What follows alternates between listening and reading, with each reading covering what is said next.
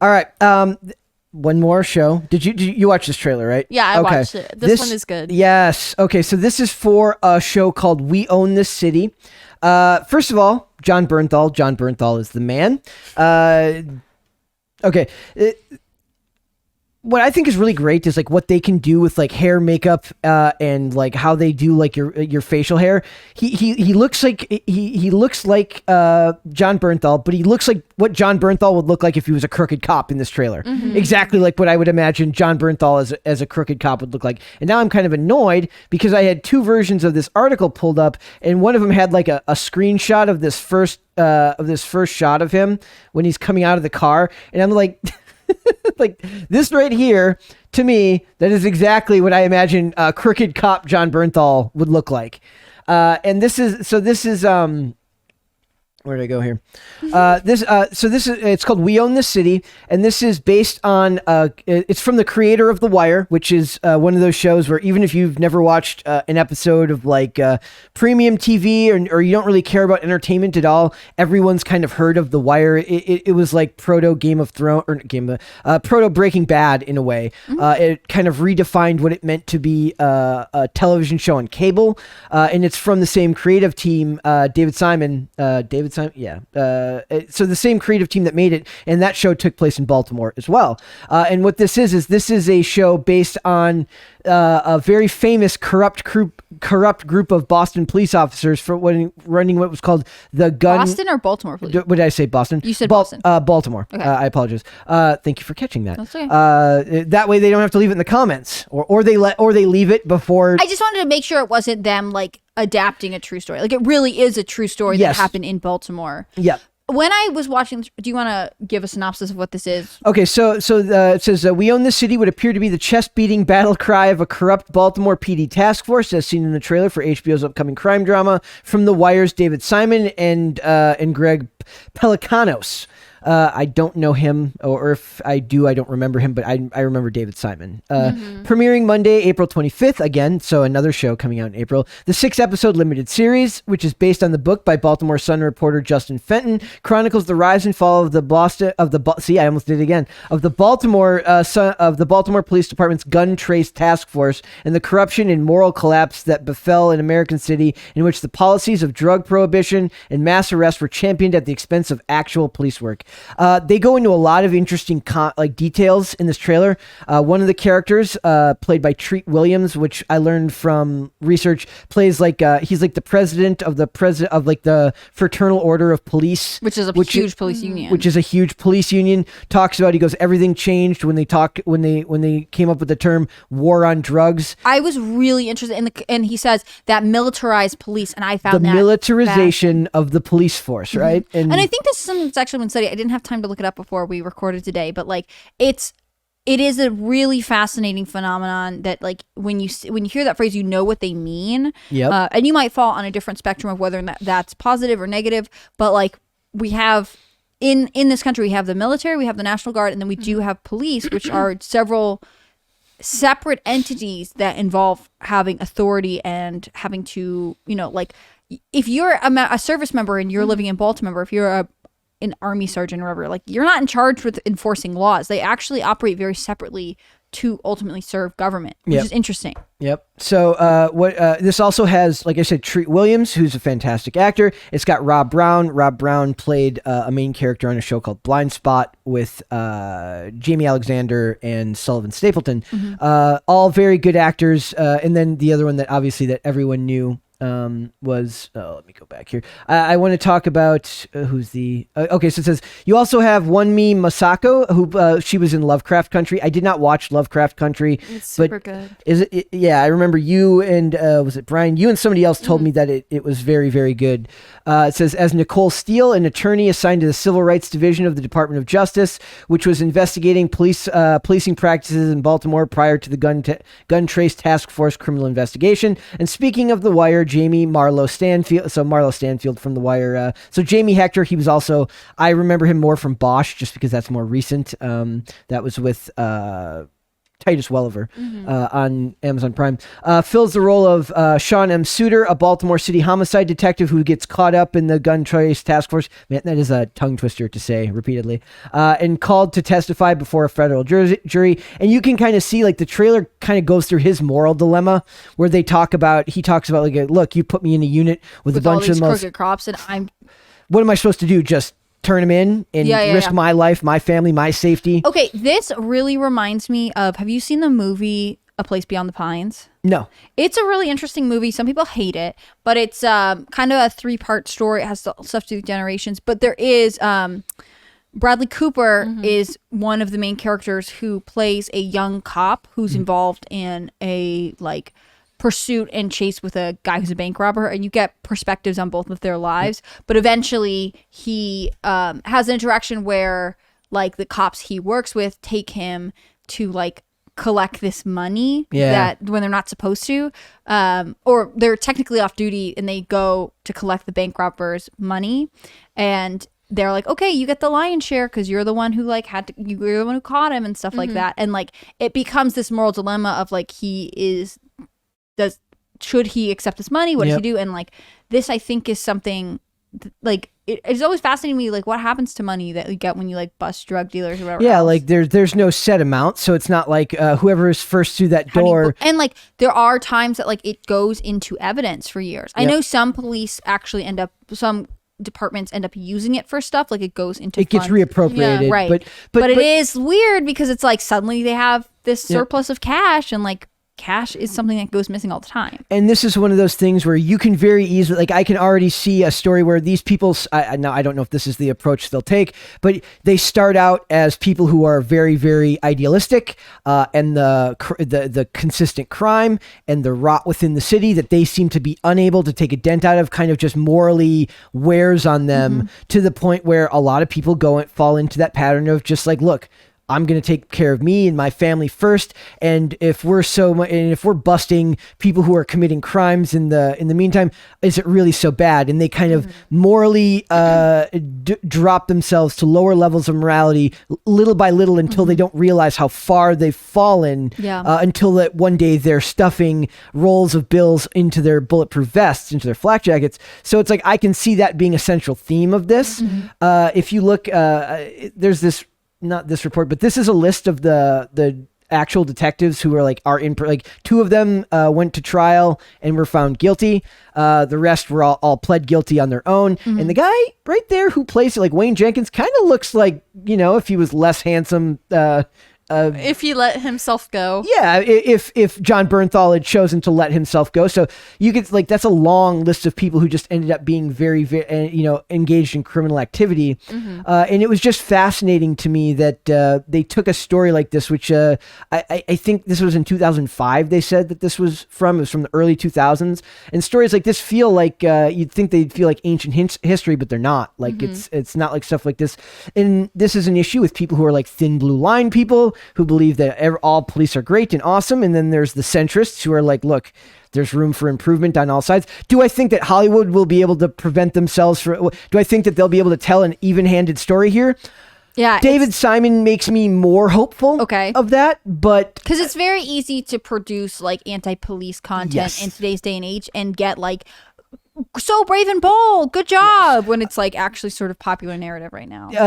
I guess like they're going in here and they're robbing drug dealers, but they are drug dealers. They're literally pulling money out of bags of drugs, guns, and money.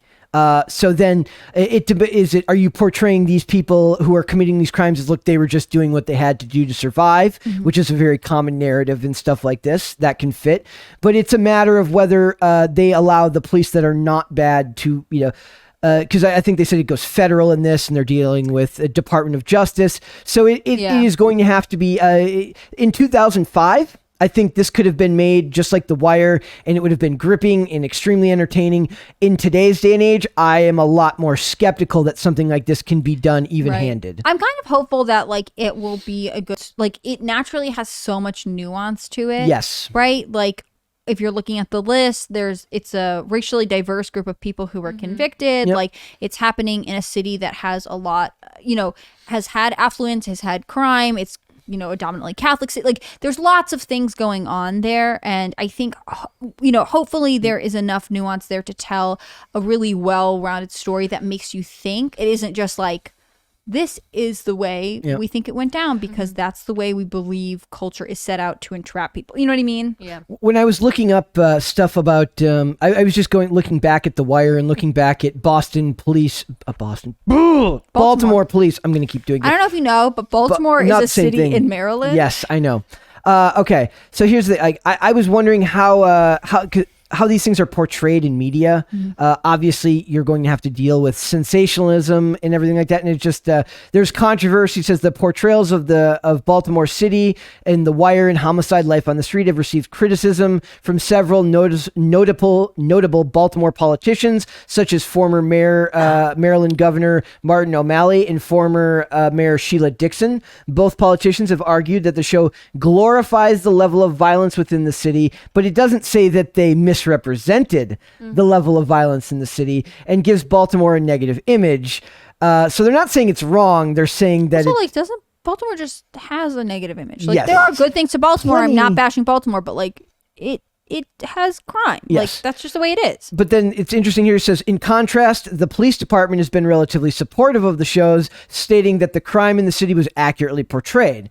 I feel like is really notable, that it's like people who actually see the crime as opposed to being a politician who's like, I don't like that because that makes me look bad. I'm distrustful of both the police officers' take on it and the politicians. The cops ever so slightly less so, because I just inherently don't trust politicians. And like this show is depicting corrupt cops. For them to be like, look, it's an accurate picture of look what we see. Like, I'm sure they're not pleased with the whole thing. The Wire had plenty of corrupt behavior within law enforcement. Plenty of it had to do with interactions between those departments, talking about. So it's very interesting to me. It says several, and this part was what I found very interesting. Several current and former members of the police force have served as technical advisors for Baltimore-based shows, and some, such as former Major Greg Daddario, have allegedly been either dismissed or forced to retire from the department for assisting the shows and producers. Wow. My guess is that the money they make on these shows serving as a consultant ends up paying far more than what they were making. Also, if they're forced to retire, like they still get their pension. They still get their pension, right? yeah. So,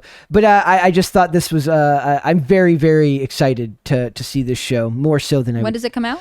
April 20. I believe I saw that it said April 25th. Let's double check here and make 100% sure.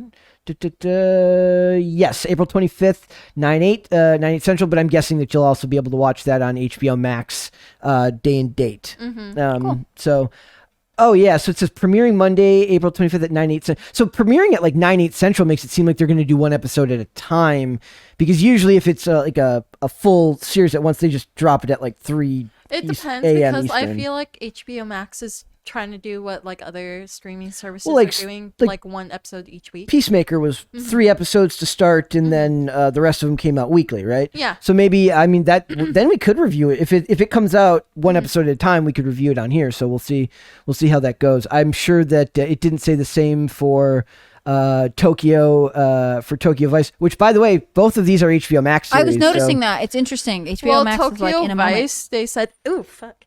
I mean, oh frick. Yeah. Yes. Sorry about that. That's okay. It's fruity. Yes. Okay. We're gonna say it's fruity. What about Tokyo? It's supposed to be like 10 episodes, and it is like. Oh, is it 10? I thought it was 8 or 10. I think I read it wrong. Or it says the first 3 episodes premiere April 7th. So that one again will also probably be week to week. So okay, yeah, right here. So HBO Max for Tokyo Vice, like how you said, 3 episodes come out first, and then 2 episodes will premiere every Thursday. That's very cool. That's very cool. Yeah. All right. And then We Own the City, it should say also for you, but we'll skip over that. It's not important right now. Okay. All right. So we will see. Well, no, what does it say? I'm still looking through the articles. Usually, it's the 25th, the 25th at 9/8 Central. So I'm very excited about that. Are you guys ready for Podluck? Yeah. Or should I say this? Do these shows interest you more than before we go? Like, does something like this, like involving crime, or like a reporter in Japan, or something like this that involves a true story based on actual police departments? Does that interest you more than say something that's based on fiction? I actually love fiction in a lot of context. I just am not I'm not opposed to like superhero or like I'm a vigilante style thing. I naturally probably would click on this. I'm more excited about these things. I like things that are based in reality a lot of the time. But it definitely, like, the big thing is as you know, don't subscribe to any streaming services. She does not. So you have to have something that I am really excited about for me to be like, okay, I got to make it work. Like, how am I going to see it? And these two are definitely things I would be more prone to watch. Cool. But yeah. Miracle, which one? Tokyo Vice or We Own the City? I prefer doing Tokyo Vice more because We Own the City is a cool concept. Like, don't get me wrong, it does happen. Like, that is based on a true story. It does happen once, like, not once in a while. It happens multiple times and people do not report about it or like make content about it because it's kind of painful. And in recent years, people have faced through it. But for me, I'm afraid it might be kind of leaning towards anti-cops. Yeah. That's what I don't like about it. I like the story. Don't get me wrong. I like it. But I just don't like what the fan base is going to be afterwards. It's going to be really interesting to see, since these are both HBO, like how they treat cops in America versus how they treat cops in Japan, because these are both...